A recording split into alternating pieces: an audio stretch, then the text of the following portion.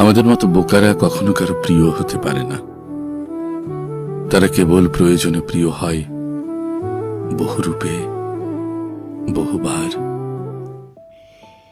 প্রিয় হতে না পারার কারণে কোনো অভিযোগ নেই। প্রয়োজনে প্রিয় হওয়া সেই বা কম কি? কোনো অভিযোগ আর নেই, অভিমান নেই আর কোনো। আমাকে পড়তে দেখেছিলে, কিন্তু কোনো কিছু বলনি কখনো। কবে হাত সরিয়ে নিয়েছ আমি ভুলে গেছি সব কবে।